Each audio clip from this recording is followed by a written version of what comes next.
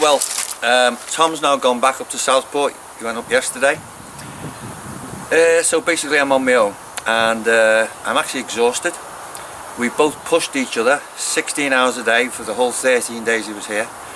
And of course we pushed each other each night when we got out and got absolutely rat-arse drunk. So at least I'll save money on bar bills, he's not here, and food.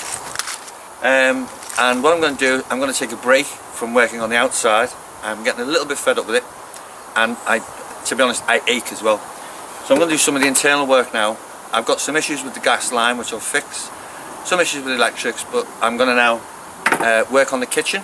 This is a nice piece that I've had cut from the sink, etc., and sand it down. Got some really nice yacht varnish which I'll be using on all the woodwork, and that's it. So I'll just have a break, I'll have a ciggy, I'll have a cup of coffee, and I'll crack on. It's Phil Furlong, News at 10, Chertsey Boatyard. Bye bye.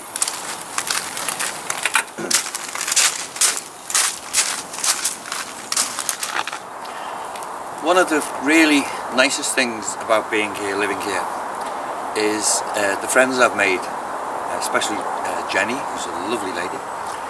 She looks after me. Like everyone else, she's complaining that I don't eat enough, so she makes me lunch. Maybe enough there to last me for a fortnight. She also does my laundry, and she goes to shops for me, just like a mum really. So,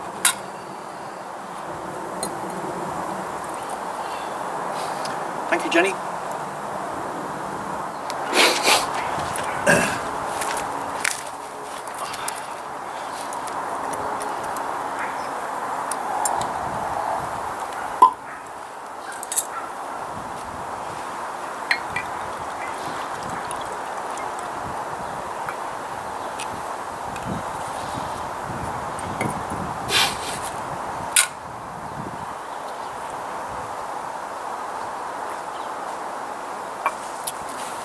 So the plan is get it into the water, sail up to Liverpool, need to be in Liverpool for the 23rd of October, which I'll make easily, and what I was then going to do, obviously I'm more on the Albert Dock, have a party with all the lads, but what I was then going to do is come back down here and spend the winter at Shepperton Marina, which is just across the way. It's massive, thousands of boats, really well equipped, very posh people, most of the men dressed as Commodores.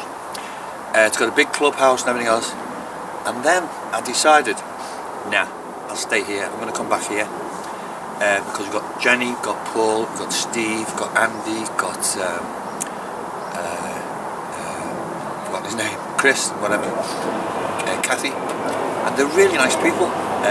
And on here, of course, we've got a shower block, we've got a laundry room where Jenny washes all my clothes, we've got a kitchen, which I don't need anyway because I've got stuff.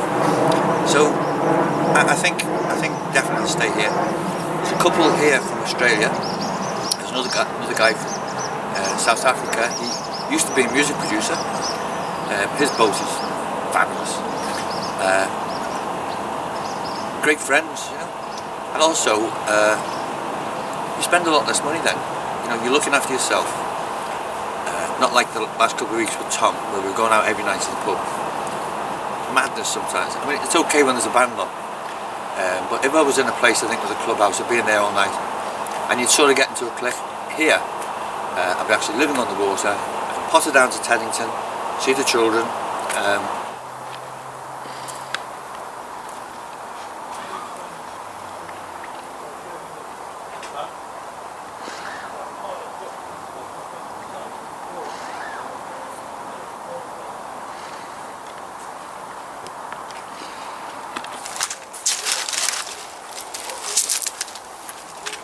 Of course, one of the most beneficial things about living on the boatyard is that every day you've got access to expert advice free.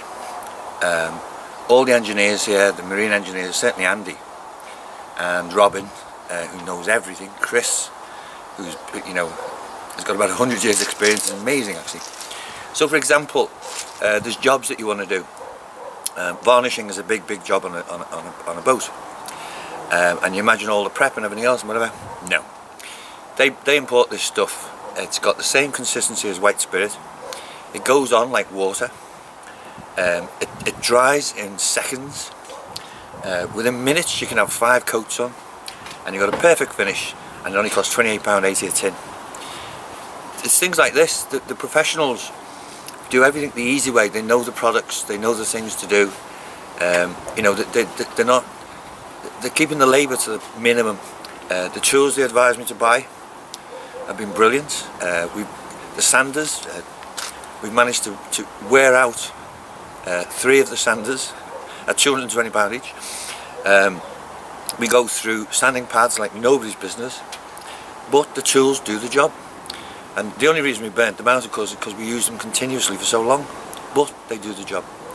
So we've achieved in less than 3 weeks what, when I initially made inquiries about getting teams in to do things, etc., down in London, you know, they were saying things like, well, it'll take 2 men 3 weeks to prep and all this nonsense. And the progress that we've made, particularly Tom, because Tom's just one of those guys, you gave him a job, and it'd be as boring as anything to me anyway, he'd just do it. You just do it, just keep on going, keep on going. And I'd say, let's stop for a break. No, he says, I've got a bit more to do, I've got a bit more to do. Admittedly, from my point of view, at my age, it has had its toll. My knee now is fucked. But now I can relax a bit because, you know, most of the outside work is done. The special paint that I want is on order. That'll get delivered next Monday. I can start applying that. It will take me maybe 5 days, and then she's ready to go in the water. And everything else I need to do, all the internal work, some of which I'm doing now, I can do as I'm actually sailing. So, you know, happy days. Just another little thing, I got in touch with Battersea Dogs Home, and I asked them if they had any rescue dogs, but it had to be small, that had ever lived on a boat before, and they said they do get them, and they're going to let me know. So I'll have a friend, have a little companion, and if it's used to living on a boat, it'll be a lot easier for me, because then I don't need to train it to stop jumping in the water and all that nonsense. And obviously it'll be used to wearing a life jacket, and it'll be used to running up and down on a guardrail. Little things, but important things, and it's what makes, you know, the whole thing good. Today the weather's splendid. As usual, Jenny's looked after me. Well, everybody does actually. And that's me. It's Phil Furlong, Churchy Marina, signing off. See you later.